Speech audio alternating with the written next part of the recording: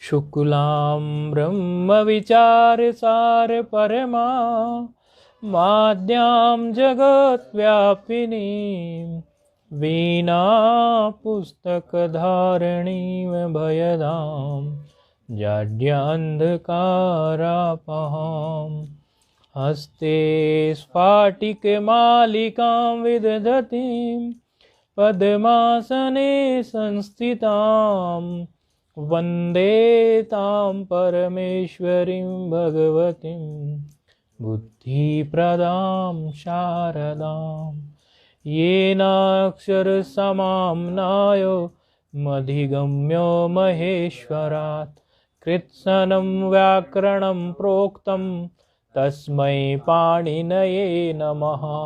वाक्यकारं वररुचिं भाष्यकारं पतञ्जलिं पाणिनिं सूत्रकारं च प्रणतोऽस्मि मुनित्रयम्। नत्वा सरस्वतीं देवीं शुद्धां गुण्यां करोम्यहं पाणिनीये प्रवेशाय लघुसिद्धान्तकौमुदीम्। आ ई ऊं रील ऋक ए ओं ऐ औच हाय वारट रण यमगणनं झबय गड़दस जबगड़दस खप चट चट तव कपय शससर हल इति माहेश्वराणि सूत्राणि।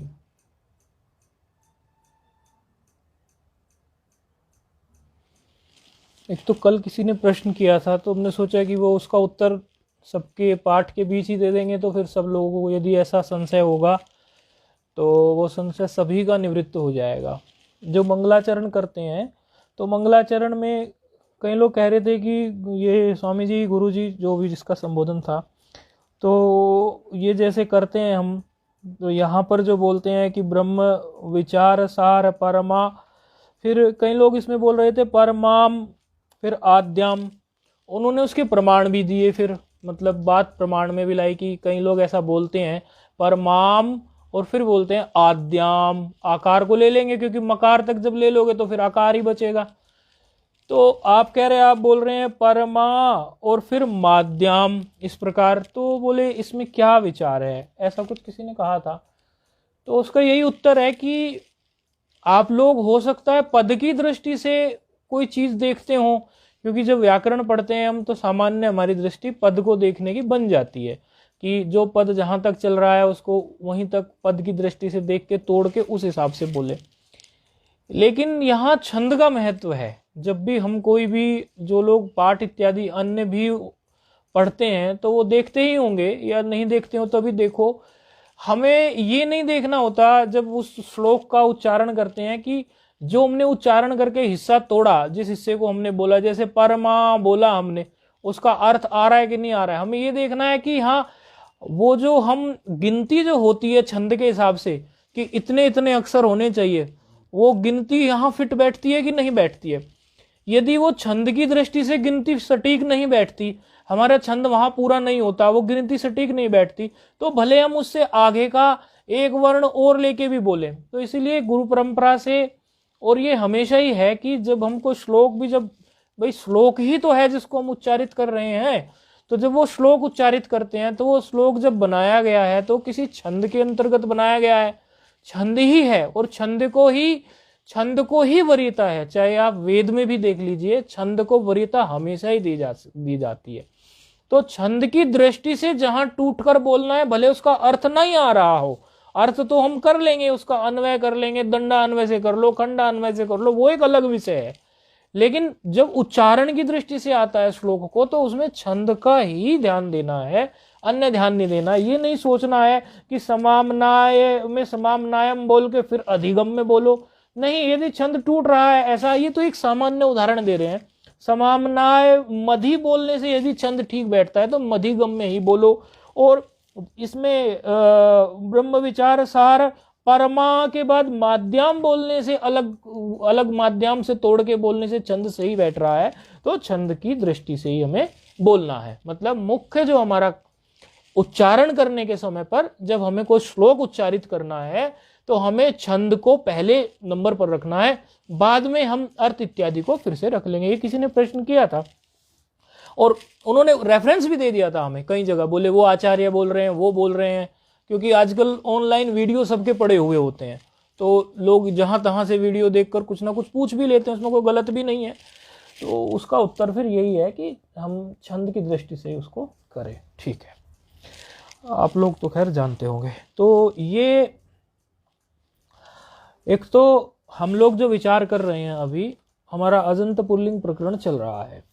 अजंत पुल्लिंग प्रकरण में हमने ये स्पष्ट देख लिया था कि कोई भी हम रूप लेके चलते हैं तो उसकी शब्द की दो प्रकार से संज्ञा होती है। अब हम सीधे वहीं आते हैं पॉइंट पर, उसी से पीछे के जो सूत्र है वो सारे पुनरावृत्ति में आगे खड़े हो जाएंगे। अब वहीं चलते हैं सीधे। तो रमु क्रीड़ायाम एक धातु है, रमु क्रीड़ायाम। अच्छा, ये रमु क्रीड़ायाम जो धातु है, आप लोग ये बात तो जान ही चुके हैं कि यहाँ पर दो पक्ष हैं, एक व्युत्पत्ति पक्ष और एक अव्युत्पत्ति पक्ष। तो रमु क्रीड़ायाम धातु जो होती है, देखो उसका अर्थ ही जो है क्रीड़ा अर्थ है, अर्थात इसमें जो क्रीड़ा करते हो। तो उसके लिए पहले भी बताया था, रमन्ते योगिनाम अस्मिन्ति राम, ऐसा राम का अर्थ होता है। तो रमु क्रीड़ायाम धातु में घ प्रत्यय हुआ। अब हम चल रहे हैं, आगे की तरफ बढ़ रहे हैं, तो थोड़ा आगे चलाना अब जरूरी भी है। रमु क्रीड़ायाम धातु में अधिकरण अर्थ में घ प्रत्यय हुआ। घकार और यकार, जो देख नहीं रहे हैं सुन रहे हैं, तो घ प्रत्यय यदि नहीं देखा हो, घकार और यकार, यम गणनम वाला जो यकार होता है, क्योंकि उसके पीछे भी फिर वो यकार ही क्यों है, क्योंकि वो यकार यदि नहीं पता और घ की जगह अगर वो यकार हो जाए, यमगणन वाला यकार नहीं बताएं, तो फिर अगला सूत्र उसमें लग नहीं सकता। इसलिए स्पष्ट बोधन के लिए बोला रमु क्रीड़ायाम धातु है इस तरह की। एक मिनट, ये उससे डिस्कनेक्ट हो गया, इसको कनेक्ट करते हैं। ये चार्जिंग के कम ज़्यादा होने की वजह से ऐसा ही करता है, इसको बहुत हाई चार्जिंग चाहिए होती है जब हम करते हैं इसको।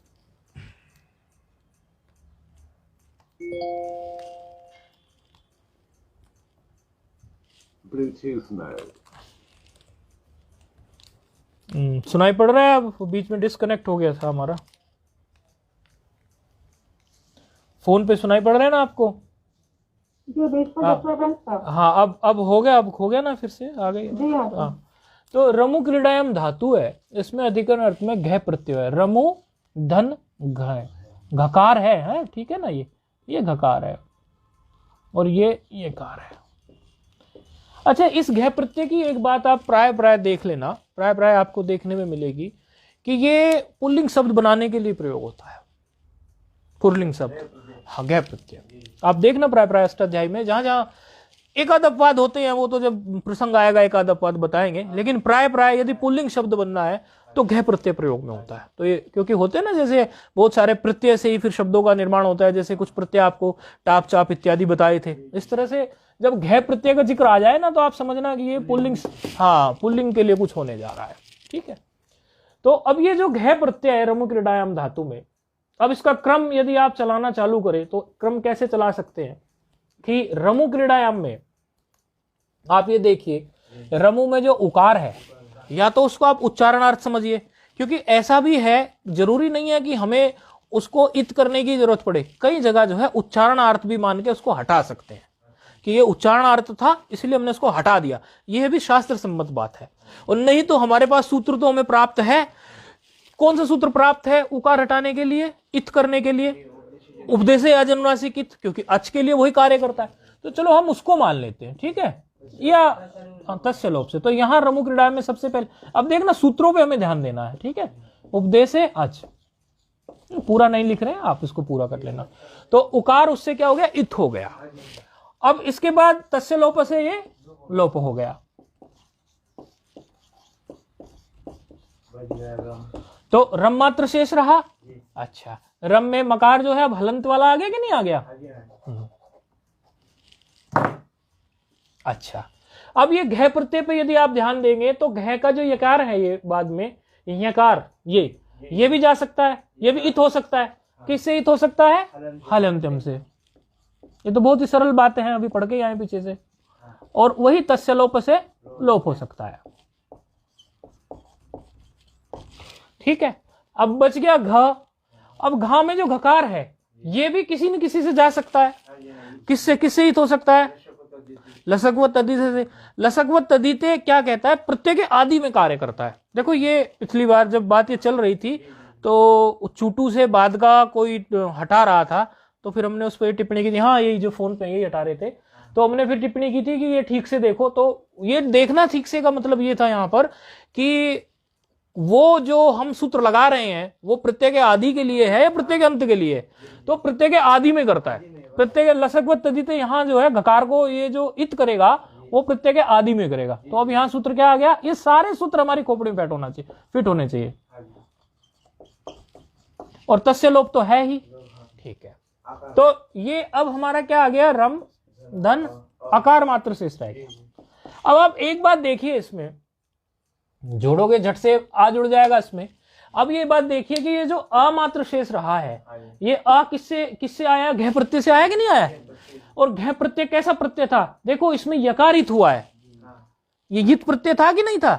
जो जिसमें इत होता है उसी से संबंधित बोलते हैं ना, कित गित टित मित।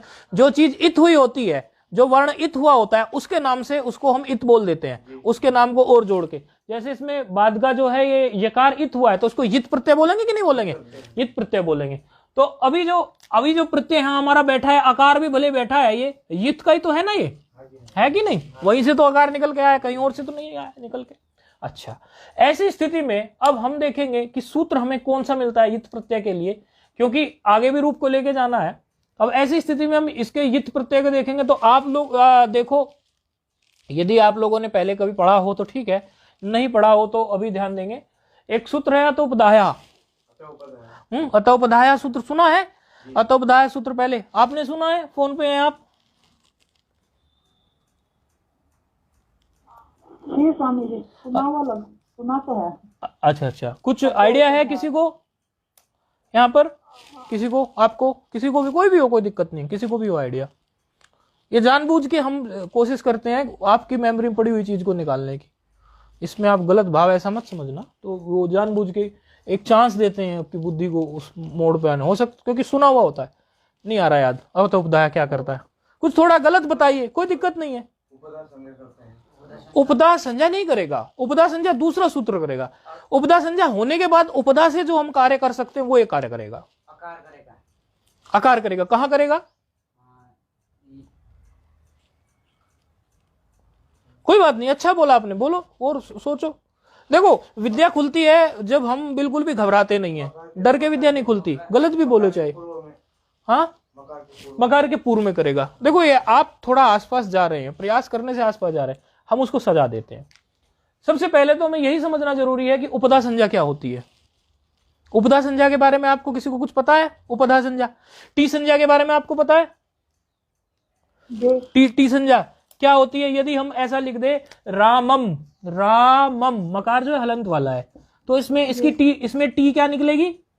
ये आपकी रिवीजन कराने के लिए करा रहे हैं हम। टी क्या निकलेगी इसमें? अम। ये तो पकड़ा रही है ना बात आप लोगों को भी? ठीक है, तो टी आपको क्लियर है। अब इसी में से हम उपधा निकालने वाले हैं। ठीक है, ये सारी संज्ञाएं हमें पता होनी चाहिए। अंग किसको कह रहे हैं, उपधा किसको कह रहे हैं, टी किसको कह रहे हैं, क्योंकि जिस समय फिर क्रम स्टार्ट, अभी हम तो क्या धीरे धीरे करा रहे हैं, आगे अभी ऐसा आज कुछ ऐसी अपडेट आई है कि आगे भविष्य में लघु और भी कहीं कहीं कुछ कुछ कार्यक्रम, तो उसमें स्पीड से चलेगा। तो स्पीड से जिस समय चले उस समय हमारे माइंड में ये सारी चीजें क्लियर हो कि उपधा का ये हो गया, टी में ये हो गया, अंग कार्य ये हो गया, एकदम हमारे दिमाग में आ जाए कि हाँ ऐसे हो गया। पीछे नहीं हटना, एकदम एकदम मतलब प्रेजेंस ऑफ माइंड जिसको बोलते हैं, यानी तत्काल प्रस्तुत होना चाहिए, तभी ये मेहनत करने का लाभ होगा। ठीक है, आप 1000 बार पूछिए लेकिन उसको क्लियर कीजिए पॉइंट को। तो ये यहां इसमें हमें टी तो हमें क्लियर हो गई। अब उपधा के लिए हमारे पास एक सूत्र है अलो अंत्यात। देखो ये सूत्र कहां बैठा है, कौन से नंबर पे बैठा है, पीछे से देखो। अलो अंत्यात पूर्व उपधा, अभी पढ़ा देंगे, इसी बहाने अभी का अभी पढ़ा देंगे, एक सूत्र को अभी पढ़ा देंगे। इसमें क्या है, क्योंकि उपधा करने का संज्ञा सूत्र है। देखो आप लघु में पीछे से देखिए, अलो अंतात पूर्व उपधा सूत्र कहां है, लघु में देखिए पीछे से, आपको पेज नंबर पता चल जाएगा, क्योंकि हमें पेज नंबर तो पता नहीं है इसका। तो पीछे से आप देखो अलवंत्यात पूर्व उपधा कौन से पेज नंबर पे है लघु में, और वहां उसकी वृत्ति पे जाइए, आपको समझ में आएगा, क्योंकि अब आप ही सब कर डालेंगे। डबल 44 पे है, डबल 44 पे कह रहे हैं आप? अच्छा 44 पेज पर, 44 बोलते हैं ना? हाँ निकाल रहे हैं अभी, इस बहाने ये सूत्र भी हो जाएगा, हमने सोचा। अलवंतात पूर्व उपधा मध्य में है हाँ है अलवंतात, आपको मिल गया 44 पेज पे अलवंतात पूर्व उपधा उपधा। हाँ अच्छा, सूत्र क्या कह रहा है ये अलवंतात पूर्व उपधा, सूत्र क्या कह रहा है? सूत्र की वृत्ति पढ़ के जरा इसका अर्थ निकालने की कोशिश करें स्वयं से आप लोग, मैं तो बता ही दूंगा लेकिन आप लोगों की ही विद्या निखरनी चाहिए ना। हाँ थोड़ा प्रयास करेंगे, मतलब सूत्र सिर्फ ये उपधा संज्ञा कर रहा है सूत्र, ठीक है, संज्ञा सूत्र है, सिर्फ उपधा संज्ञा कर रहा है, अर्थात ये बता रहा है कि उपधा किसको बोलते हैं। जैसे टी का आपको पता चल गया, इसी शब्द में बता देंगे रामम में ही। फिर सोचो जरा उपधा किसको कहते हैं? अंतिम अलवर्ण के पूर्व की। हाँ अंतिम अलवर्ण के पूर्व जो भी हो, अंतिम अल, क्योंकि स्पष्ट लिखा हुआ है, क्या लिखा हुआ है स्पष्ट इसमें? अंत्याद अलह, अंत्याद अलह, अंत्याद अलह पूर्वो वर्ण उपधा संजह स्यात्। समझ में आ गया आपको भी फोन पे क्या कहा इसने? जी जी जी जी। तो अब रामम में उपधा किसको कहेंगे? टी तो बिल्कुल सही बताया आपने, अम है, रामम में हम उपधा किसको कहेंगे? रामम में माँ। नहीं नहीं नहीं, अंत अल है माँ, अंत अल के पहले अकार है, माँ उत्तरोत्तर अकार जो है उसको उपधा कहेंगे, आ को। हाँ वही वही तो बोलते हैं। नहीं आपने माँ बोला था, मैं माँ सुना। रामम में जो बीच वाला माँ है। नहीं नहीं माँ नहीं है, माँ में जो अ है वो होगा। माँ में जो अ है। हाँ क्योंकि अंतिम अल से पहले कौन सा वर्ण है आप बताइए? अकार। हाँ अकार है ना, इसीलिए। तो उपधा रामम में क्या हुई? अकार। ठीक है, अब आप उपधा निकाल लेंगे कि नहीं निकाल लेंगे? पक्का हो गया? एक दो उदाहरण उठा लेते हैं, कभी आपको कंफ्यूजन ना हो जाए। पृच्छ, पृच्छ शब्द है, प्री और आधा च अर्थात हलंत वाला, और छकार। पृच्छ में मुझे आप टी भी बता दें और उपधा भी बता दें। पृच्छ शब्द में आप मुझे टी भी बता दें और उपधा भी बता दें। उपधा तो छ हो गया, अच्छा आपने ऐसा बताया, और टी क्या हो गया?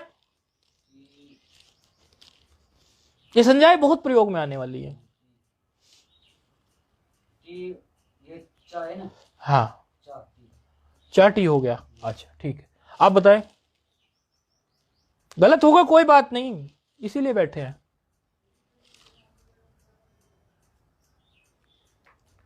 पृच्छ शब्द में उपधा क्या है? कंफ्यूज नहीं हो, जो सामान्य बात हमने सीखी है उसी से चलो। सामान्य बात से पहले हमने टी की सीखी। टी हम किसको करते थे? टी किसी भी हम शब्द को लिखते थे उसमें टी क्या होती थी? अंतिम। स्वामी जी। जी स्वामी जी। जी जी बोलिए बोलिए।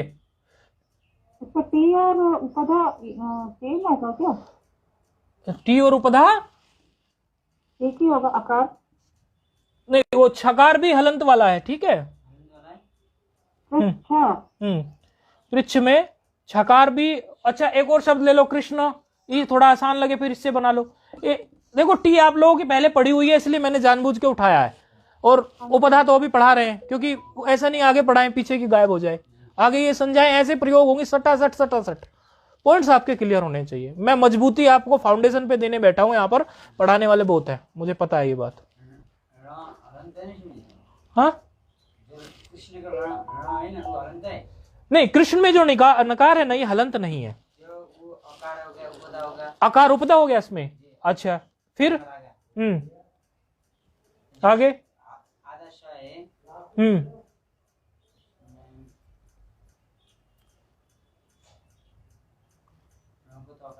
देखो आप लोग थोड़े कंफ्यूज हो गए हो, आप इसको आज पक्का कर लो एकदम।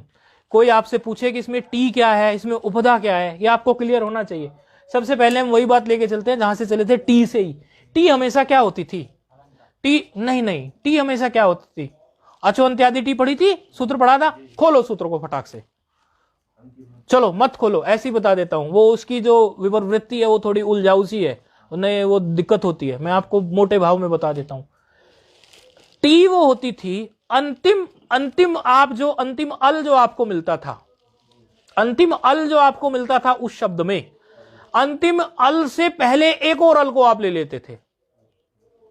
जो अंतिम अल आपको यदि आपको अंतिम अल अच मिल गया, अंतिम अल यदि आपको अच मिल गया तो वही आपकी टी हो गई।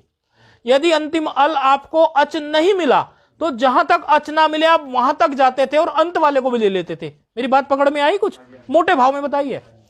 यदि अंतिम अल हमें, अल का मतलब सारे वर्ण, अंतिम अल, अंतिम में जो भी वर्ण है, अल मतलब जो भी वर्ण अंतिम में है, यदि वह हमें अच मिल गया, आ ई उ री री, हाँ, कोई अच मिल गया तो वही उसकी क्या हो जाती थी?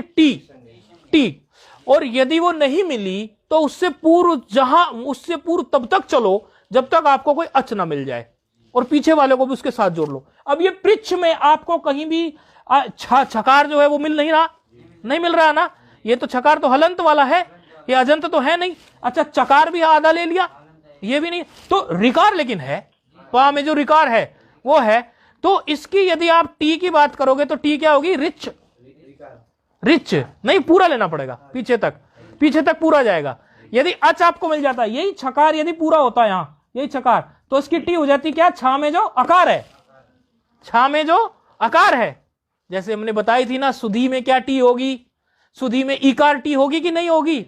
बताई थी ना। जैसे हम कहने लगे व्यास में क्या टी होगी? सकार में जो अकार है। जैसे हम कहने लगे शिव में क्या टी होगी? अकार जो है। क्योंकि इन सब में अंतिम अल जो है वो आपको अच प्राप्त है। यदि यहां पर अच प्राप्त नहीं होता तो पीछे पूर्व में बैक वहां तक मारो जहां तक आपको कोई अच ना मिल जाए, और उस अच को भी ले लो, और उससे भिन्न जो भी आगे आपको मिला उसको भी उठा लो, वो टी हो जाता है। मेरी ये मोटी बात समझ में आ रही क्या आप लोगों के? इसकी वृत्ति यही बात बोलती है, लेकिन वो वृत्ति में अचाम मध्य यो अंत से, वो उसमें जब उलझ जाता है विद्यार्थी। इसलिए मैंने बात ये कहा कि उसको मत खोलो। आपको समझ में आ गई ना फोन पे? इसमें टी कैसे बनेगी पृच्छ में? जी समझ।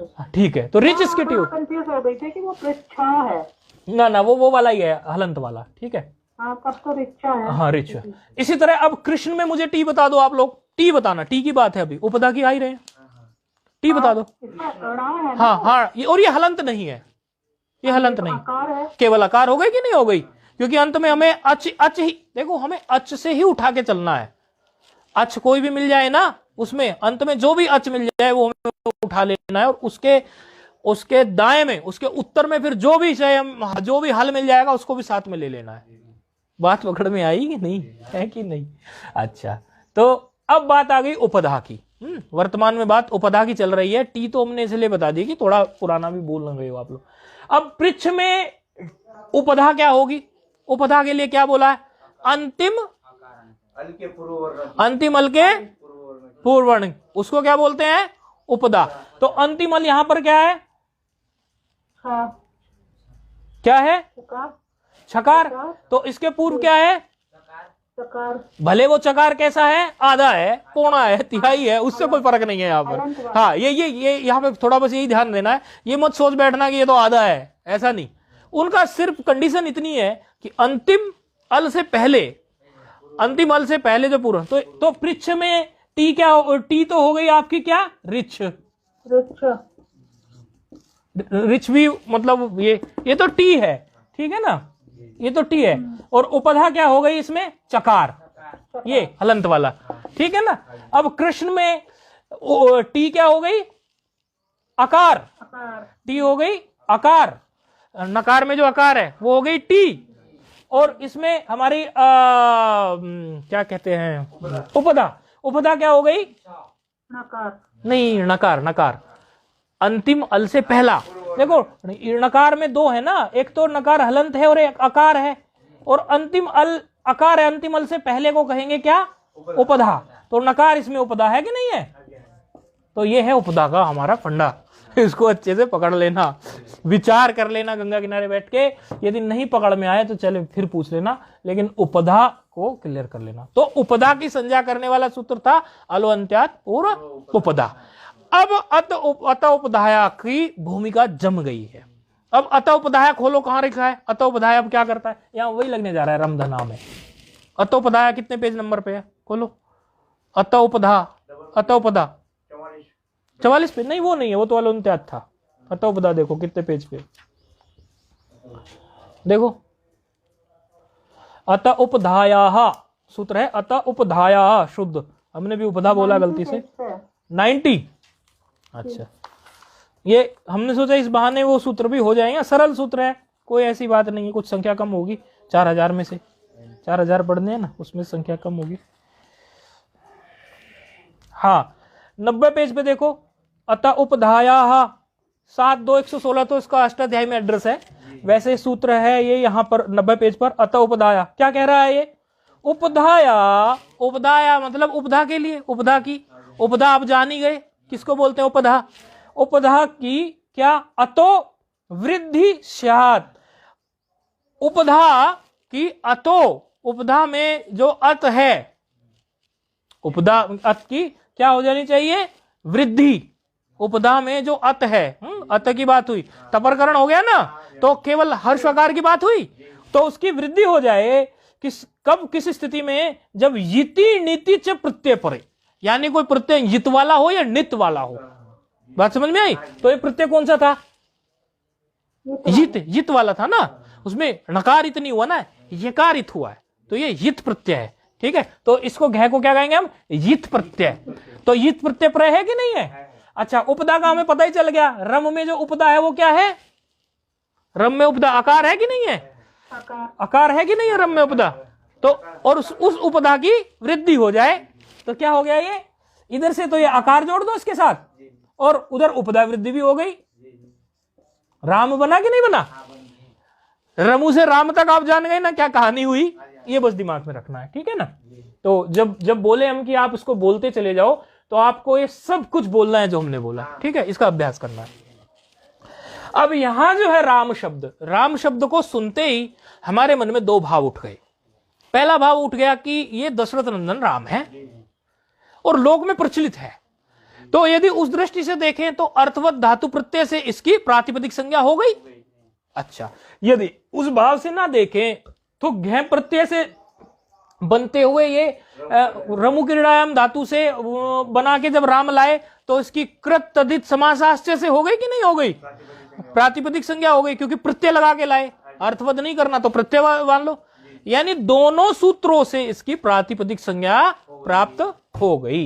ये हमारी अभी तक की इसके पीछे कहानी रही। अच्छा स्वामी जी इसको दोबारा बता दीजिए। जब हम रमु क्रीड़ायाम से प्रत्यय इत्यादि लगाकर राम शब्द तक पहुंच गए, राम शब्द तक पहुंचने के बाद में हमें सुनते ही हमारे कान में पड़ते ही ये बात आई एक दृष्टि से तो कि राम शब्द जो है वो दशरथ नंदन राम है, या किसी ने, यदि हो सकता है कोई व्यक्ति विदेश में रहता हो उसका नाम राम हो, उसने कभी दशरथ नंदन ना सुना हो, तो भी कोई राम का कोई ना कोई अर्थ तो होगा। तो जो हमारा सूत्र है जो हमने पढ़ा, अर्थवत धातु प्रत्यय प्रातिपदिक, जो सूत्र हमने जब पढ़ा, इस सूत्र ने कहा था कि शब्द कोई अर्थवत हो तो उसकी प्रातिपदिक संज्ञा हो जाती है। उस दृष्टि से तो इसकी प्रातिपदिक संज्ञा हो गई, एक दृष्टि से हो गई।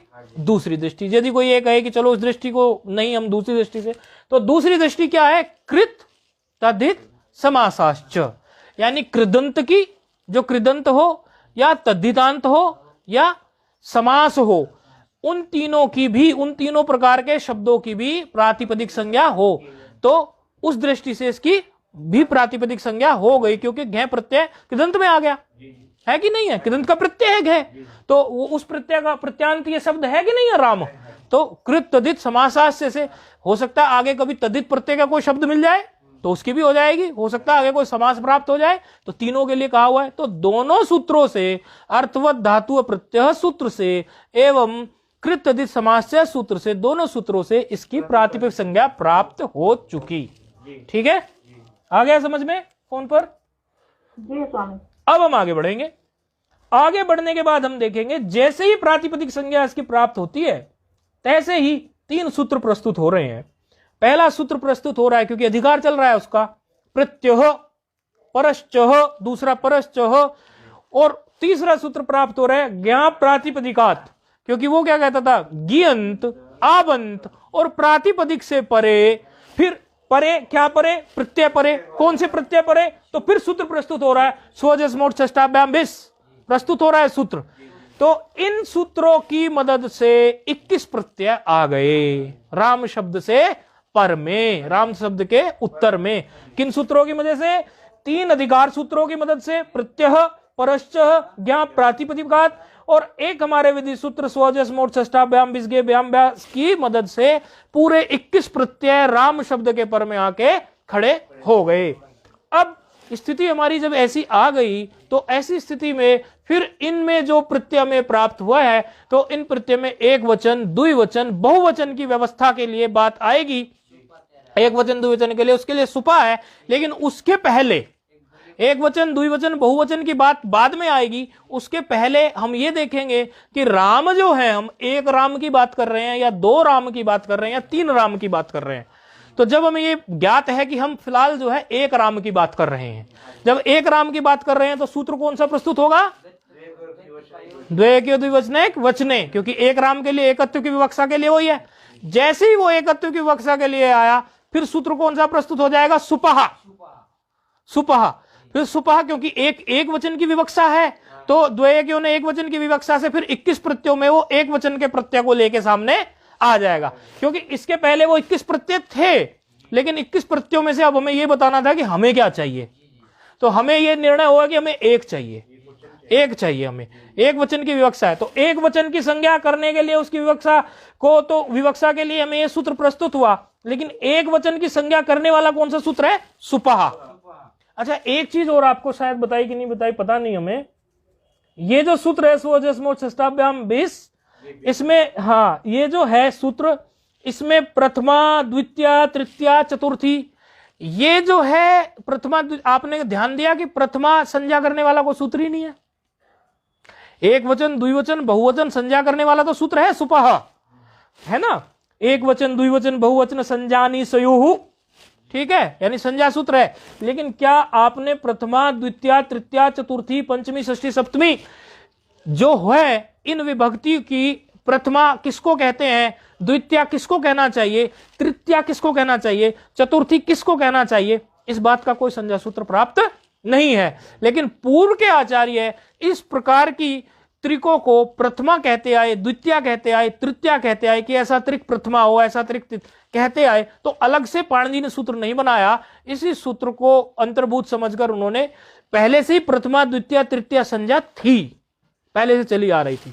ठीक है, अब ये 21 प्रत्यय आगे खड़े हो गए। 21 प्रत्यय में से सुपहा ने एक वचन की जो विवक्षा के हिसाब से एक वचन लाके खड़ा कर दिया, और एक वचन का प्रत्यय ये निर्धारित हो चुका है हमारा, कौन सा है? प्रथमा के एक वचन का प्रत्यय कौन सा है? सु। तो क्या आ गया? रामधन। ठीक है, ये सारी कहानी बताने का तात्पर्य ये है कि आप लोगों को ये रहे कि ये जो है ये इन सब सूत्रों की मदद से उठ के आई हैं चीजें। एक बार अभ्यास पड़ जाएगा, बाद में भले ना भी बोलना, शुरू में बोलने का अभ्यास बनाना कि ये द्विवचने जी एकत्व की विवक्षा के लिए है, 21 प्रत्यय प्राप्त थे, उनमें से छांटना था, फिर एक वचन दो वचन से संज्ञा के लिए, फिर बोले ये सुपहा भी है। इन सब के पिक्चर में होना चाहिए, या आपके मस्तिष्क में होना चाहिए। अच्छा, ये जो सुप्रत्यय है, ये सु में जो उकार है, ये आप उच्चारणार्थ मान ले, या फिर आप इसको उपदेश अजनुनासिक इत से इत कर दे, कुछ भी कर दें। सकार में उपदेश अजनुनासिक इत मान लेते हैं तो सुकार में उकार जो है वो चला गया हमारा, वो इत हो गया उपदेश अजनुनासिक इत से, और तस्य लोप से हो गया उसका लोप। तो ये क्या रह गया? राम धन सकार रह गया, अब रामस हो गया, ये अब सकार है। अब सजुसोरु, सजुसोरु क्या करता था? सजुसोरु क्या करता था? सजुसोरु करता था, सकार को क्या बनाता था? रू आदेश करता था। किस स्थिति में करता था? पदांत को। तो पदांत ये बन गया कि नहीं बन गया? कैसे बन गया? किस सूत्र से बन गया पदांत? देखो, आप ये मत बोलना ये बात तो मुझे पता थी, आप लोगों को सब पता है, मैं मानता हूं, लेकिन वो जगानी है, मुझे उठानी है चीजें, बस मेरा वो काम है। सुप्तिगंतम पदम से, तो सुप्तिगंतम पदम क्या था रोल कि यदि सुप और तिंग मिल जाए, सुप और तिंग मिल जाए तो सुप और सुप्तिगंतम पद, फिर वो पद बन जाता है। तो सुप का सकार है कि नहीं है? तो सुप्तिगंतम पदम से ये बन गया पद, इसकी होगी पद संज्ञा। पद संज्ञा होने के बाद में फिर क्या हुआ, ससुसो रू से ये सकार का बन गया रेफ, तो अभी क्या हो गया रामर। ठीक है, रामस था तो रामर हो गया कि नहीं हो गया। अच्छा, अब रामर में कोई सूत्र प्राप्त है क्या, पहले पढ़ा हुआ, विसर्जनीय और विचार कीजिए। खरवसानियो विसर्जनीय का क्या कहता है, खरवसानियो विसर्जनीय, खर परे होने पर, अवसान परे होने पर रेफस से विसर्ग। अच्छा, अब एक सूत्र प्रस्तुत हो रहा है खरवसानियों में, क्योंकि खरवसानियों विसर्जनीय ने जो चीज मांगी उस चीज के लिए सूत्र प्रस्तुत हो रहा है, क्योंकि ऐसे तो सब आपने सब पढ़ा हुआ है, तो अब सूत्र प्रस्तुत हो रहा है। अगला सूत्र जो है विरामो अवसानम, विरामो अवसानम, ये सूत्र जो है वही कार्य करेगा जो खरवसानों को चाहिए। रामस और रामर तक आने में उसको ज्यादा जरूरत नहीं थी, लेकिन अब इसकी जरूरत है।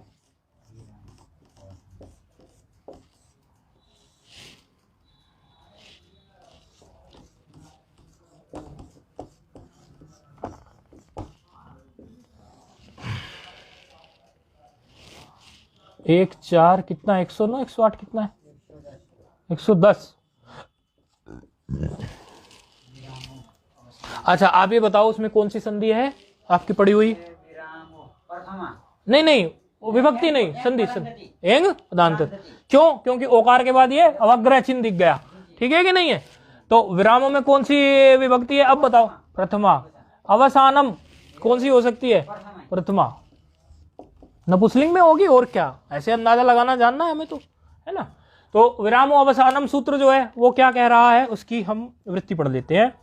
वर्णानाम अभावो, वर्णानाम अभावो अवसान संजह स्यात्। कह रहे हैं वर्णों का जो अभाव है, वो वर्णों का अभाव जो हो वो अवसान संजय होता है। यानी अवसान किसको कहते हैं, जो वर्णों का अभाव हो, यानी वर्ण जहां नहीं हो उसी को अवसान कहते हैं। जैसे ये रामर शब्द है, इसी की बात चल रही है। तो यहां वर्णों का अभाव कहां हो गया, रेफ के बाद में, यहां। ठीक है, इसमें भी दो पक्ष है, अभी पहले पक्ष समझ लेते हैं, वो जो लघु ने दिया है, बाकी दूसरे पक्ष पे भी दृष्टि डलवा देंगे। अभी इतना पक्ष समझो कि ये इसकी क्या हो गई, अवसान संज्ञा किसकी हुई, जहां पर क्या हुआ, विराम हुआ। वर्णा नाम अभाव है, जहां पे वर्णों का अभाव है, वर्णों का अभाव तो रेफ के बाद ही है ना, तो रेफ के बाद की जो है क्या हुई, अवसान संज्ञा। ये लघु सिद्धांत कौमुदी के अनुसार, अभी ऐसा ही समझेंगे, ठीक है, नहीं ज्यादा भोच मच जाएगी दिमाग में। तो फिर ये इसकी हो गई अवसान संज्ञा। जब अवसान संज्ञा हमें प्राप्त हो गई, अब खर अवसानो विसर्जनीय आप लगाइए। अब खर अवसानियों की वृत्ति क्या कहती है, कोई बात नहीं, वृत्ति मत देखो, आइडिया से बताओ। आप बताइए फोन पर क्या कहता है खर अवसानो विसर्जनीय सूत्र। खर परे होने पर या अवसान परे होने पर, हाँ, रेफ से विसर्ग। हाँ, रेफ के स्थान पर विसर्ग हो जाए। तो यहां पर क्या पर में है, अवसान, तो क्या करते हैं रेफ को, तो क्या हो गया, राम। ठीक है, रामा रूप सिद्ध हो गया, प्रथमा विभक्ति का एक वचन। अच्छा, अब ये जो विसर्ग जो है, इस विसर्ग का पाठ जो है यर प्रत्याहार में माना जाता है। अयोग वाह होने के नाते इसको यर प्रत्याहार में भी माना जाता है। किसको, विसर्ग को। विसर्ग यदि हमारा यर प्रत्याहार में आ जाए रामः का, तो विसर्ग के यर प्रत्याहार में आने के बाद में आप विचार करिए, अनचिचा सूत्र प्राप्त है क्या। अनचिचा सूत्र क्या कहता था, वृत्ति मत खोलो, दिमाग में फिट कर लो सब कुछ। भले आप बिल्कुल रट्टू तोते की तरह वृत्ति ना बता पाओ, लेकिन उसका मूल भाव क्या है सूत्र का वो आप बताओ। हाँ जी, क्या बोलता है विसर्ग को लेकर ये इसको अनचिचा सूत्र, यर परे होने पर, देखो अनची भी तो लो ना, अनची भी तो बोला है ना, तो अन्नाच का भी तो कोई भाव होगा ना सूत्र में, बताइए। वो क्या कहता है, अच से पर में यर हो और उस यर से पर में अच ना हो। देखो बहुत हम आपको रट्टू तोता बनाना नहीं चाहते हैं, क्योंकि मेरी खुद में उसमें रुचि नहीं है, मैं स्पष्ट बात बोलता हूं, मेरी भी रुचि नहीं है। मैं तो आपको रस पकड़ाने के चक्कर में रहता हूं, मैं खुद ही रस पकड़ता हूं। तो ये आप ये समझिए, वो कहता है कि अच से पर में यर हो और यर के पर में अच ना हो, ऐसी स्थिति बन रही है। देखो मकार का आकार अच है, अच्छे पर में विसर्ग हमने अभी बोला वो यर प्रत्याहार में आता है, और इसके बारे में अनचि अर्थात अच नहीं है, तो ऐसी स्थिति में द्वितीय किसको करता है? वो यर को। द्वितीय किसको करता है? यर को। तो यर क्या है? विसर्ग। तो दूसरा रूप क्या बन गया? राम ही बना। उच्चारण में तो वो ऐसा तो नहीं बनेगा दो विसर्गों का उच्चारित करने में, लेकिन विसर्ग दो आ गए, एक रूप ये बन गया। ठीक है, कहीं कहीं कभी कभी लिखा हुआ मिल सकता है, यदि आप लोगों से कोई पूछेगा ये लिखा, आप कहोगे प्रिंटिंग मिस्टेक है। प्रिंटिंग मिस्टेक नहीं है, ये ऐसा रूप बनता है। कई बार हमें कंफ्यूजन हो जाता है ना, किसी विद्वान ने लिख दिया डबल विसर्ग और फिर कहेंगे कि आया था ऐसा कुछ पिक्चर में। हाँ, तो समस्या यही आता है ना कि विद्वान लिख के चला जाएगा, हम गलती निकालेंगे, प्रिंटिंग मिस्टेक है क्योंकि हम तो अपनी बुद्धि का विचार लगाएंगे। तो एक राम सामान्य विसर्ग का बनता है, दूसरा है डबल विसर्ग का भी शुद्ध रूप है, इसमें कोई गलती नहीं। ठीक है, ये रूप यहां पर सिद्ध हो गया। अच्छा, एक इसके पक्ष में क्या बात करते हैं ये विरामो अवसानम की, ये कहते हैं कि रेफ की आप अवसान संज्ञा कर दीजिए, रेफ की अवसान संज्ञा कर दीजिए। एक पक्ष में वो रेफ के पर की अवसान संज्ञा करते हैं, एक पक्ष में उत्तर शास्त्रों में जो उत्तर शास्त्र में पढ़ते हैं, एक पक्ष में वो रेफ की अवसान संज्ञा भी कर देते हैं। तो ये भी मस्तिष्क में बात रखने जैसी है कि वो, लेकिन दोनों ही पक्ष में खर अवसानो विसर्जनीय सूत्र लग जाएगा, उसमें कोई दोष नहीं है, आप कैसे भी लगाइए। हाँ, लघु सिद्धांत कौमुदी की दृष्टि से उन्होंने स्पष्ट ही कह दिया कि वर्णों का जहां अभाव हो मैं तो उसी को अवसान मानने वाला हूं। देखो, वरदराजाचार्य ने तो अपनी दृष्टि से ये बात कह दी कि जहां वर्णों का आपको अभाव दिखने लगे मैं तो अवसान उसको ही मानने वाला हूं। तो इनके हिसाब से तो अवसान क्या है? रेफ के बाद में जो स्थान खाली रह गया वो अवसान है इनके हिसाब से। वर्णानाम अभाव तो वही हो रहा है, रेफ पे कहां अभाव है? रेफ पे तो रेफ ही बैठा है, अभाव कहां है? लेकिन एक पक्ष में ऐसा भी है समास करके, क्योंकि विद्वान लोग क्या है, समास के माहिर होते हैं और समास से पूरा अर्थ ही बदल डालते हैं, तो उस दृष्टि से वो रेफ में भी अवसान करा देते हैं। तो उसमें आपको ज्यादा चिंता करने की बात नहीं है, ये बताना हमें इसलिए जरूरी था, कोई इस तरह आपको उलझाए तो बोला हाँ एक पक्ष में ऐसा हो सकता है। तो ये बन गया हमारा एक रूप। अच्छा, हाँ वही इन्होंने दिखाया, रुत्व विसर्गो राम। अच्छा, इसको रुत्व विसर्ग बोल देते हैं, जो रुत था वो विसर्ग हो गया, इसको रुत विसर्ग बोल देते हैं। और कई बार जो है जब दो चार हम हटाते हैं, शुरू में तो आपको स्पष्ट बोलना है कि इसमें ये सूत्र लगे हैं, लेकिन जब उन सूत्रों का अभ्यास हो जाए उसके बाद आप ऐसे भी बोल सकते हैं अनुबंध लोप हो गया। किसको बोलेंगे अनुबंध लोप? जैसे हम क्या करते हैं, कोई भी समझो उसमें सकार है, सकार के स्थान पर फिर रेप और वो सब बोले अनुबंध लोप, ये नहीं बोलते सकार के स्थान पर ये हो गया, ऐसे नहीं कहते अनुबंध लोप हो गया। नहीं, सु में जो उकार आता है ना, सकार के साथ रेफ नहीं, जो सु में जो उकार होता है उसको अनुबंध लोप ही बोल देते हैं। अनुबंध था ना उसके साथ, उकार अनुबंध था ना, उसका लोप हो गया। यानी दो सूत्र उपदेश की तस्य लोप बोलने की बजाय हम सीधे बोल देते हैं कि अनुबंध लोप हो गया, ऐसा भी बोलते हैं विद्वान लोग। तो जब वो मुंह से अनुबंध लोप बोलते चले तो आप समझना ये दो सूत्रों की बात निकल गई। फिर उसके बाद जब वो ये कहने लगे रुत विसर्ग हो गया, तो आपको क्या समझ लेना है कि ससु से रू लग गया, ससु से ऋतु हुआ है और ऋतु से फिर जो है विसर्ग हुआ, ऋतु विसर्ग। तो वहां से बोले ये बात ऋतु विसर्ग निकल के आई है, आपके मस्तिष्क में ये बात फिट हो जानी चाहिए। ठीक है, तो ये रामा का रूप यहां सिद्ध हुआ है। अब आगे बढ़ते हैं।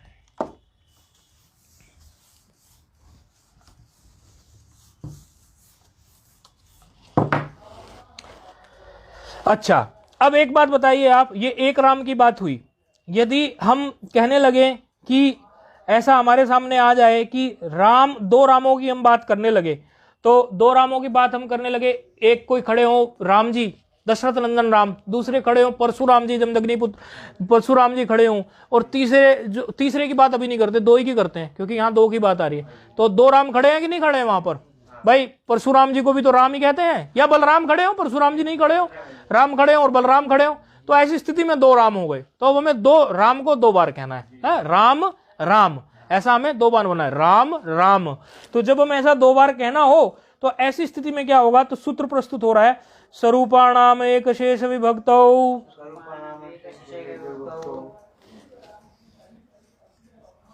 स्वरूपाणाम, इससे तो बड़ी अच्छी कहानी भी जुड़ी है, स्वरूपाणाम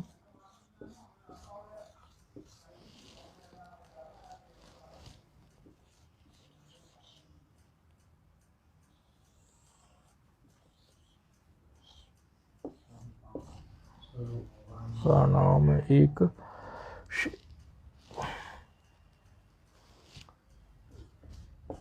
विभक्तौ।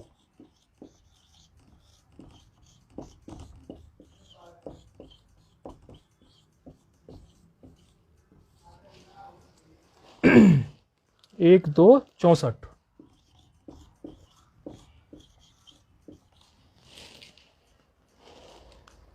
स्वरूपाणाम एक शेष, स्वरूपाणाम एक शेष एक विभक्तौ। इसमें पहले हम वही देख लेते हैं कौन कौन सी विभक्ति बचती, क्या क्या विभक्ति इसमें है स्वरूपाणाम एक शेष एक विभक्तौ में। किसमें षष्ठी है? स्वरूपाणाम में। हाँ, स्पष्ट समझ में आ रही है। और बताइए, स्वरूपाणाम की हो गई विभक्ति। स्वरूपाणाम एक शेष एक है, एक विभक्तौ एक है। एक शेष में प्रथमा, एक विभक्तौ किसकी तरह?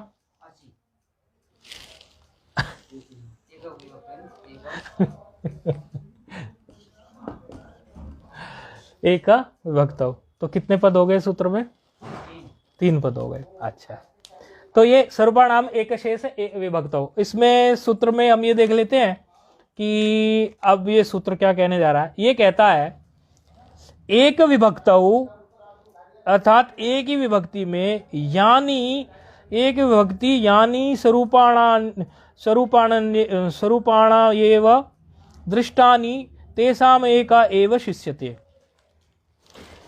एक विभक्तो यानी स्वरूपाणि एव दृष्टानि तेषाम एका एव शिष्यते। ये क्या कहना जा रहा है कि स्वरूप यदि विभक्ति हो, स्वरूप का मतलब समझना यहां पर एक ही विभक्ति हो। यदि एक ही विभक्ति का मतलब है यहां पर कि समान ही विभक्ति हो, जहां पर समान ही विभक्ति हो। ठीक है, समान ही विभक्ति यानी उसी विभक्ति की बात कर रहे हैं। प्रथमा है तो प्रथमा की, द्वितीय है तो द्वितीय है, तृतीय है तो तृतीय की, समान ही विभक्ति की जब बात आए, इस ऐसी स्थिति में एक ही विभक्ति में अर्थात समान विभक्ति में होने पर, मतलब समान विभक्ति जब पर में हो तो जितने शब्द यानी है ना, यानी है ना, तो यानी स्वरूपाणि एव दृष्टानि तेषाम एक एव शिष्यते। जितने भी शब्द हम बोले जाएं उनमें से दृष्टानि तेषाम एक एव शिष्यते, उनमें से केवल एक शेष रहे। जितने भी बोले जाए उसमें से ये षष्ठी, ये सप्तमी 2 वचन है यार। प्रथम रिपीट कर दीजिए। ये कह रहा है सूत्र कि एक ही विभक्ति में यानी समान विभक्ति में कितने भी शब्द बोले जाएं, समान ही विभक्ति में यदि बोले जाएं तो उनमें से एक ही शब्द शेष बचेगा, एक ही शब्द शेष रहना चाहिए, अन्य जो शब्द होंगे वो लुप्त हो जाने चाहिए। ये सूत्र ये कह रहा है। सूत्र कह रहा है समान विभक्ति में यदि अनेकों शब्द बोले जाएं तो उसमें से एक ही शब्द शेष बचेगा। इसके पीछे परिभाषा भी है, वो परिभाषा है यह शिष्यते सह लुप्तमान अर्थाभिधायी। उसका मतलब क्या है कि जो शेष रहेगा, भाई 2 राम हमने बोले, राम राम, उसमें से ये सूत्र कह रहा है। कहाँ से आ रहा है स्वामी जी इस वृत्ति में? किसमें? इस वृत्ति में अनेक अर्थ किसका है? मतलब अनेक अर्थ जो आपने बोला, अनेक अगर हो, अनेक का हमने वृत्ति से नहीं बोला, जितने बोला, जितने शब्द हों। अनेक बोला होगा तो वो जितने के लिए बोला, अनेक मतलब एक से ज्यादा, जितने भी हों, एक से ज्यादा जितने भी हों, जितने भी शब्द हों। यानी है ना, यानी, तो यानी को आप जितने समझेंगे कि नहीं? यानी का अर्थ क्या निकालेंगे? तो उसी को हमने अनेक बोल दिया समझाने की दृष्टि से। यानी शब्द का क्या अर्थ निकलेगा? ये तो यानी क्या है? बहुवचन है, एक वचन है, 2 वचन है? बहुवचन है। तो बहुवचन का मतलब क्या होता है इसमें? यानी का एक हो तो यह, 2 हो तो ये दोनों, और यानी तो फिर है कि नहीं है? अनेक के लिए ये। तो वैसे शब्द तो शब्द से शब्द मैच नहीं है, समझाने के लिए ऐसा बोला। जितने बोल सकते हो, यदि आप बिल्कुल एकदम 100% अर्थ निकालना है यानी शब्द का, तो जितने मान लेना, ठीक है?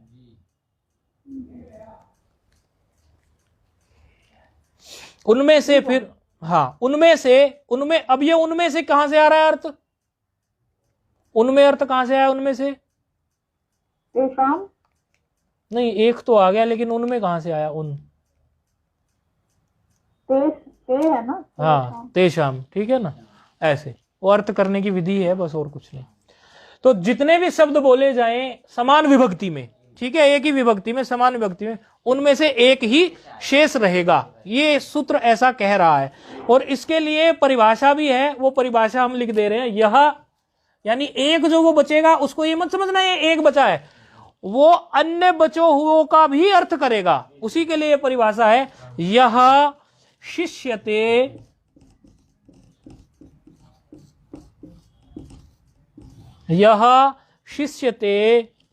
स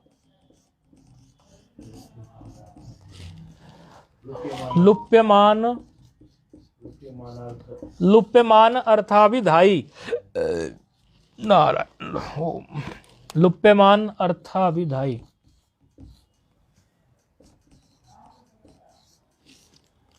लुप्यमान अर्थाभिधायी, अर्थात यह शिष्यते जो शेष बच गया, शिष्यते मतलब शेष के लिए आ गया, जो शेष बच गया वह लुप्यमान का भी अर्थ देगा, जो लुप्त हो गए। दो राम बोले थे, एक राम को हमने इस सूत्र से कह दिया कि एक राम रखिए, आप जो है तीन भी बोलते तो भी मैं एक रखने वाला हूं, क्योंकि आगे तीन वचन भी तो आने वाला है, बहुवचन, तीन वचन नहीं बहुवचन, तो बहुवचन में राम तीन होने वाले हैं, तो राम तीन होंगे तो उसमें भी तो यही बात जाके लागू होगी कि तीन बार राम राम राम कहने की बजाय सूत्र ने हमें कह दिया कि आप एक राम रखिए, और ये एक राम ही अन्य दो रामों का भी बोधन करेगा।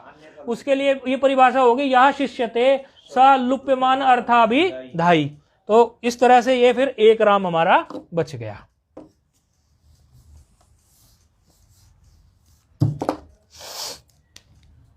बात फिर वही चली, क्या चली, जब कहां से चली बात उठ के, वहीं से चली, अर्थवत धातु उससे और कृत तदिश समासाश से, दोनों से व्युत्पन्न पक्ष में और अव्युत्पन्न पक्ष में इसकी प्रातिपदिक संज्ञा हुई।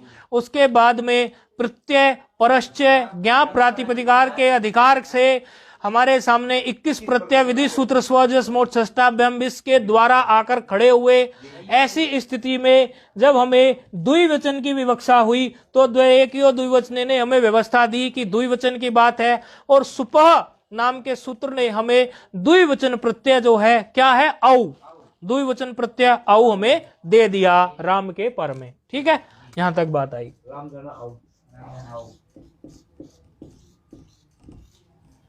रामधन औ। अब रामधन औ की स्थिति में क्या आपका कोई पढ़ा पढ़ाया सूत्र प्राप्त है? आप दोनों चुप रहे, इनसे पूछेंगे फोन पर, कौन सा सूत्र प्राप्त है पढ़ा पढ़ाया? ये है तो आसान सा ही स्वामी जी। कोई बात नहीं, गलत भी तो बताओगे, उसमें क्या दिक्कत है, बताने की कोशिश करनी है बस। सूत्र याद नहीं आ रहा, पर ये सीधा सीधा जुड़ जा रहा है। हाँ, सीधा सीधा जुड़ जा रहा है, तो सूत्र ही याद रखना है, सब सीधा सीधा ही लगता है, लेकिन वो सूत्र प्रस्तुत करना ही मेन इसमें बात है। शुरू में हमें एक बार हमारे गुरुजी ने डांटा था। खैर, आप बताइए कौन कौन से? आदगुणा और वृद्धि रेची। ठीक है, आदगुणा को तो बाद कर देता है वृद्धि रेची, तो अभी हम मान लें यहाँ पर वृद्धि रेची प्राप्त है। वृद्धि रेची प्राप्त है यहाँ पर, फोन पे आप बताएंगे। वृद्धि रेची है क्या, नहीं है कि है कि नहीं है? दो में से एक जवाब दो, आप बताओ, आप बताओ। हाँ, औ है, दो है औ में, इस कारण या और कोई कारण है? ठीक है, इस कारण से वृद्धि रेची प्राप्त है। अच्छा, ये कहता है वृद्धि रेची।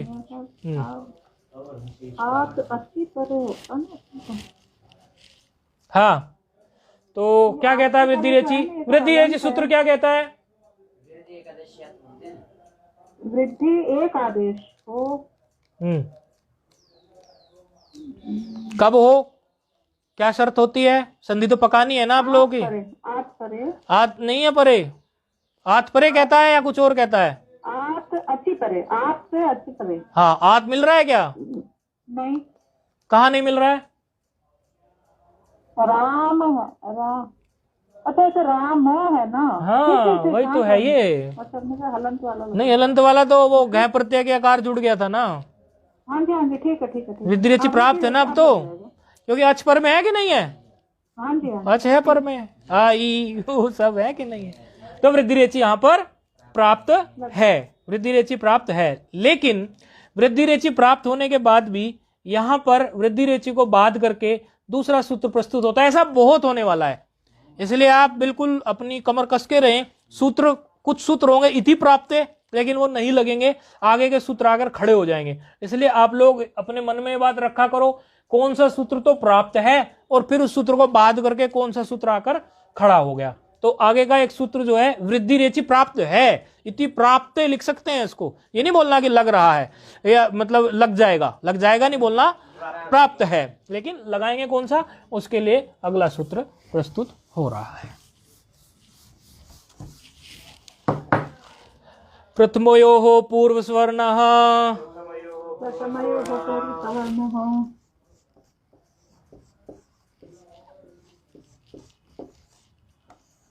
देखो, ये जब भी आप लोग ये बिल्कुल ध्यान में रखेंगे कि जब भी कोई विशेष सूत्र लगने के लिए आ रहा है, किसी सूत्र को बाध करके दूसरा सूत्र आके खड़ा हो रहा है, तो समझ लो कि वो कुछ विशेष ही सूत्र होगा, अर्थात उसमें वो निमित्त को लेकर कोई विशेष बात करेगा। जैसे एक पहले अभी बताया इन्होंने कि भाई राम धन आओ में आध गुणा भी प्राप्त है, वृद्धि रेचि प्राप्त है, लेकिन वृद्धि रेचि को विशेष दिया, यानी आध गुणा जो हमें था, आध गुणा की स्थिति क्या थी और वृद्धि रेचि की क्या थी, उसके हिसाब से हम निर्णय लेते हैं कि वृद्धि रेचि ही क्यों है, उस हिसाब से हम निर्णय लेते हैं। उसका एरिया कम होता है, उसका क्षेत्र कम होता है, या वो विशेष स्थिति में लगता है। इसी तरह जब हम यहां भी देखेंगे, वृद्धि रेचि तो प्राप्त है, लेकिन कुछ विशेष चीजों को देखते हुए यहां पर हमें प्रथमयोः पूर्व स्वर्ण लगाना है। तो वो विशेष चीजें क्या है, वही इस सूत्र में हमने समझनी है। तो ये है 6.1.102। इसमें अच्छी, इसमें इसकी वृत्ति में आप देखो, अब तो पहचानना सीख जाओ। इसमें वृत्ति आप देख रहे हो, तो वृत्ति में एक तो आपको अची शब्द अलग लग रहा है, कुछ है कि नहीं, जो कि हमारे सूत्र में नहीं है। अची शब्द दिख रहा है वृत्ति में, जो हमारे सूत्र में नहीं है। अका शब्द दिख रहा है सूत्र में, जो हमारे वृत्ति में, जो हमारे सूत्र में नहीं है। तो अकह और अची, ये दोनों अलग अलग पद दिख रहे हैं कि नहीं दिख रहे हैं? ये कुछ पद ऐसे दिख रहे हैं कि जो हमारे उसमें नहीं है कि नहीं? तो इसका मतलब ये कहीं से आ रहे हैं। और पूर्व परियोर एकहा भी दिख रहा है इसमें, देखो कहीं एकहा दिख रहा है कि नहीं दिख रहा है? एकहा तो दिख रहा है ना, एकादेश में, एकादेश में एका दिख रहा है। तो ये कहीं से आ रहे हैं, अनुवृत्त हो रहे हैं, ये तो हम जान ही चुके हैं ये बात। तो अकहा, अकहा तो आ रहा है किससे? अका सवर्ण दीर्घ से, अका सवर्ण दीर्घ से आ रहा है। ये तो पता सा चल रहा है कि ये सूत्र तो हमने पढ़ा हुआ है, अकहा सवर्ण दीर्घ से इसकी अनुवृत्ति आ रही है। और अची किससे आ रहा होगा? ये भी कुछ कुछ दिमाग में आ रही होगी आपके। अची से संबंधित तो एक बड़ा प्रसिद्ध सूत्र है, वृद्धि रेचि नहीं उसमें क्या आता है? रेचि एच आता है या आच आता है? अच्छा, एच आता है। ये आ रहा है इको अणची से, है कि नहीं? प्रसिद्ध सूत्र है ना बड़ा, इको अणची। इससे तो आ सकता है स्वामी जी, 8 गुणा से, उसमें अच्छी चाहिए। वो सूत्र की दृष्टि से देखते हैं कौन सा सूत्र आसपास होता है, उस तरह से फिर वो चलता है सूत्र की दृष्टि से। और एक पूर्व प्रयोग के अधिकार में ये सूत्र चल रहा है, एक पूर्व प्रयोग का अधिकार यहां भी चल रहा है, एक पूर्व प्रयोग के अधिकार में ये चल रहा है, तो वहां से भी तो अधिकार वो चल ही रहा है, एक पूर्व प्रयोग। तो अब सूत्र का अर्थ हम कर लेते हैं। अकह यानी के अक प्रत्याहार, ठीक है। अक प्रत्याहार आप जान ही गए क्या होता है, आई यू रील री। अकह प्रथमा द्वितीयोरचि पूर्व स्वर्ण दीर्घ एकादेश स्यात् इति प्राप्ते। देखो यहां भी इति प्राप्त लिखा, इति प्राप्त को बाद में देखते हैं, नहीं कंफ्यूज होगे। बोले एक तो वृद्धि रेचि इति प्राप्त था, एक दूसरा भी सूत्र तो पढ़ा दिया, लेकिन इसमें भी इति प्राप्त अड़ा दिया। तो अभी इति प्राप्त शब्द को नहीं पढ़ो, नहीं कंफ्यूज होगे। अभी पहले सूत्र का अर्थ समझो। कह रहा है अक प्रत्याहार से, अक प्रत्याहार से। अकह में क्या है? पंचमी है ना, अकह पंचमी है। जैसे आपको अच पढ़ाया था, अचह होता है, ऐसे अकह होता है। तो अकह क्या है? पंचमी। पंचमी यानी कि अक प्रत्याहार से परे। पंचमी का मतलब यही होता है, अक प्रत्याहार से परे। यदि प्रथमा द्वितीय, दो है ना, प्रथमा द्वितीय, या तो प्रथमा हो या द्वितीय हो। प्रथमा द्वितीय का मतलब क्या है? प्रथमा विभक्ति का अथवा द्वितीय विभक्ति का अची अर्थात अच, अच पर हो। तो ऐसी स्थिति में क्या करो? जो पूर्व है अक, पूर्व में क्या है? अक, और पर में जो अच है, उन दोनों के स्थान पर, पूर्व और पर के स्थान पर सवर्ण दीर्घ एकादेश हो जाए। पूर्व सवर्ण दीर्घ एकादेश हो जाए। अर्थात सूत्र क्या कह रहा है? यदि अक प्रत्याहार से पर में प्रथमा विभक्ति का या द्वितीय विभक्ति का, ये देखो केवल यहीं लगने आया है ये सूत्र, जहां विभक्तियों की बात होगी वहीं लगेगा, सामान्य तो कहीं भी चिपकेगा नहीं। और वो तो सामान्य सूत्र था वृद्धि रेचि, तो कहीं भी जाके चिपक जाता था, उसको विभक्ति से कोई लेना देना नहीं था।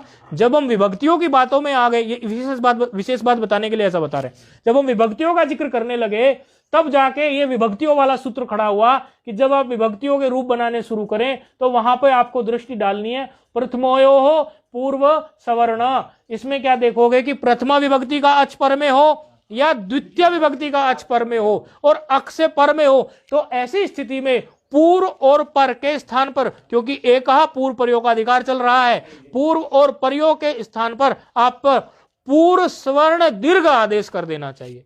तो पूर्व में इसके क्या है, पूर्व सवर्ण दीर्घ, पूर्व में इसके राम में मां में आकार है, उसका सवर्ण दीर्घ क्या हो गया, आ हो गया। ऐसे आप रामा देखो तो क्या रूप बन गया इस सूत्र के हिसाब से, राम धन औ है, यहीं से तो बात चली थी। अच्छा, अब राम धन औ में ये सूत्र यदि हम लगा दें तो रूप क्या बनेगा, फोन पे आप बताएंगे। रामाधन औ बन गया, रामाधन औ बन गया ना, और रामाधन औ को फिर जोड़ देंगे, क्या बन जाएगा, रामाधन औ से क्या बन जाएगा, रामौ। कहेंगे रूप तो सिद्ध हो गया, लेकिन नहीं, रूप यहां सिद्ध हो जाएगा। ऐसे भी कोई लोग विकल्प खड़ा करते हैं कि रूप तो सिद्ध हो जाएगा यहां से, लेकिन आगे जाकर ये सूत्र जो बनाया गया है जिस स्थिति के लिए, उस स्थिति में फिर यहां गड़बड़ हो जाएगी। तो यहां पर प्रथमो पूर्व सवर्णे भी प्राप्त है, प्राप्त तो हो गया, अक से पर में क्या है, लेकिन ग्रंथकार इसको ऐसे सिद्ध नहीं करवाना चाहते प्राप्त होने पर, और अन्य सूत्रों का वो जिक्र करते हैं जो हम कल देखेंगे। अभी का समय हो गया, ये सूत्र भी इति प्राप्त में चला जाएगा। इति प्राप्त में जाने का मतलब ये नहीं होता कि जो सूत्र लगा नहीं वो हमें पता नहीं, ऐसा नहीं करना है। इसीलिए पहले हमने सूत्र अच्छे से घिसकर समझा दिया है। भले हम रामधन औ में ये सूत्र नहीं लगाएंगे, लेकिन आगे कई जगह ये सूत्र लगेगा तो हमें पता होना चाहिए ना प्रथम पूर्व सवर्ण करता क्या है, अब पता चल गया ना। अक से पर में यदि प्रथमा विभक्ति का, द्वितीय विभक्ति का, अच्छा, और हमेशा आपको बोलना है इति प्राप्ते, पहले बोलेंगे वृद्धि रेचि इति प्राप्ते, फिर उसको बाद करके आया प्रथमयो हो पूर्व सवर्ण है, और इसको बाद करके क्या आएगा वो तो कल देखेंगे, ठीक है।